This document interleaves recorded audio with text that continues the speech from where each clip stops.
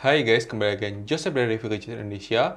Kali ini kita akan melakukan unboxing sebuah smartphone dari Samsung, yaitu adalah Samsung Galaxy A73 5G. Jadi kita akan lihat detail spesifikasi dan sensornya seperti apa. Jadi pastikan kalian tonton sampai habis ya guys. Kita akan lakukan unboxingnya. Di sini adalah varian yang RAM 8GB dan storage 256GB. Dan di sini adalah warna Awesome Grey ya guys. Jadi kita sambil buka saja, kita mau lihat untuk kelengkapan boxnya seperti apa. Kita mau lihat, yang pasti sih kalian nggak bakal dapat kepala charger, itu udah pasti karena boxnya tipis. Dan kita mau coba lihat di sini untuk kelengkapannya dapat apa saja. Di sini dapat nomor XL, paket bundling. Terus kemudian di sini kalian akan dapat box HP-nya. Kemudian kalian buka seperti ini. Jadi ini bukanya buka seperti ini ya, dari atas. Terus di sini kalian akan dapat stiker IMEI. Di sini kalian akan dapat HP-nya. Di sini kalian akan dapat HP-nya A73 5G, Super Smooth Display, quad kamera 108 megapiksel with OIS. Jadi nice. Terus IP67 rating, jadi sudah bisa masuk ke dalam air. Kemudian di sini kalian akan dapat apa saja. Di sini boxnya lebih asik ya daripada A53 kemarin. Di sini dapat USB-C to USB-C, kalian nggak dapat kepala charger, sudah nice. Dapat USB-C to USB-C. Saran saya belilah charger originalnya Samsung ya, yang 25 watt atau yang 45 watt sekalian. Kita bereskan dusnya ya, bentar ya guys. Oke guys, kita sudah bereskan dusnya, kita akan fokus ke HP-nya. Di sini Samsung Galaxy A73 5G. Jadi kita sambil buka saja, kita mau lihat ini seperti apa untuk HP-nya. Wow, cakep sih guys ini. Dan ini Awesome Grey-nya ini benar-benar bagus ya guys. Jadi unik sih warnanya. Dan ini keren sih. Feels-nya mirip-mirip sebenarnya sama A53, mirip-mirip, cuma kayaknya yang di sininya tuh kayak lebih kesannya, nggak tahu ya, lebih premium mungkin ya. Terus kita mau lihat, sambil kita lihat, kita nyalakan ya. Di bagian atas ini ada SIM tray, ada microphone, di bagian kanan ini ada volume up, volume down, ada tombol power, di bagian bawah ada speaker, ada USB Type-C, ada microphone. Jadi kalau yang A53 itu di bawah untuk SIM card-nya. Tapi kalau di sini di atas ya, A73 itu bagian kiri nggak ada apa-apa. Kita sambil buka untuk lihat slot SIM card-nya seperti apa. Tara, slot SIM card-nya hybrid ya guys. Jadi ini 2 atau misalnya dual SIM, atau kalian pakai micro SD plus 1 SIM ya guys. Kurang lebih seperti itu untuk dual SIM.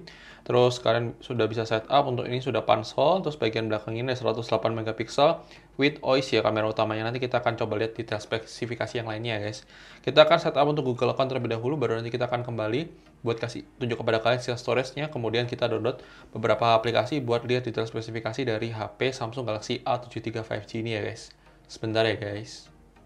Oke guys, kita sudah selesai setup untuk Google Account. Di sini kita bisa lihat storage-nya dari 256GB sudah kepake 37,3GB. Jadi kepake sisa 218GB yang kita bisa pakai.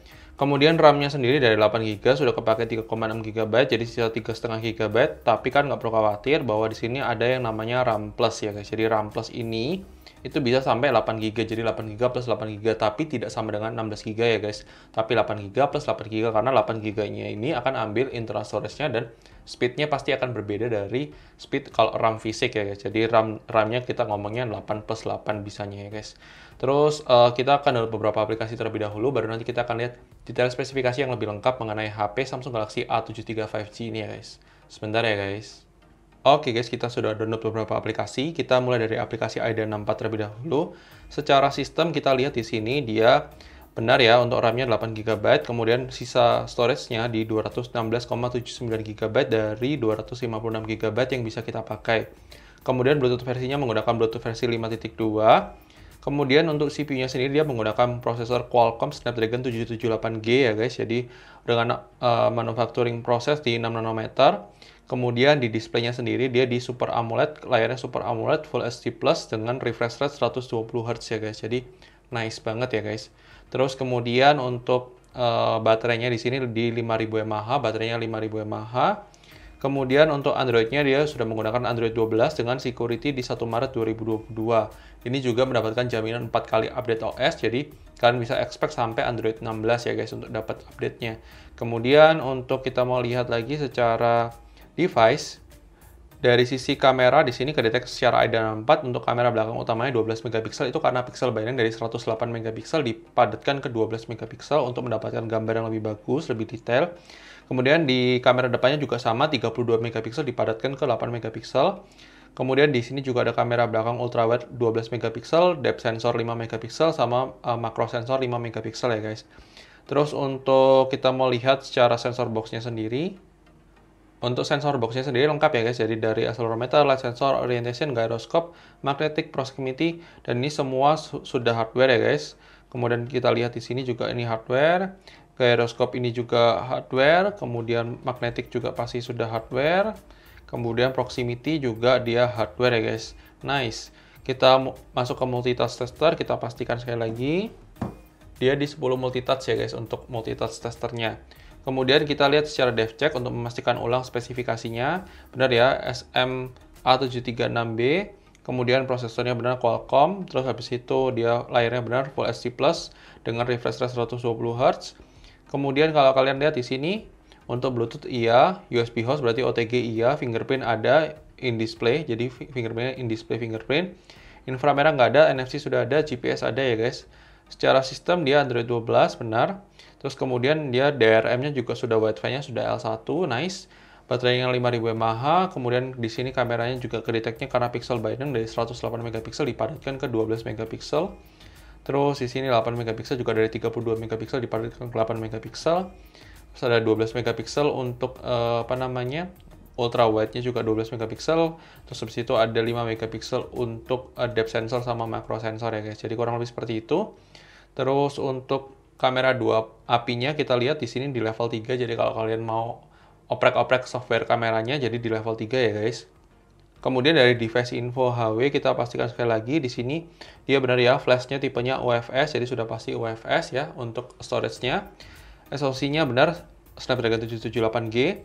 Kemudian sistemnya ya kurang lebih seperti ini. GPS-nya sudah benar, Bluetooth-nya 5.x itu berarti 5.2 tadi benar. Terus Full HD Plus, HDR10 sudah support, HLG, HDR10 Plus ya sudah support ya guys. Kurang lebih seperti itu. Oh, untuk RAM-nya dia di LPDDR4X 8GB. Kameranya juga sama, nggak kedetek ya. Di sini dia ada yang punyanya Sony ya. Untuk sensor kameranya ini kayaknya dari Sony.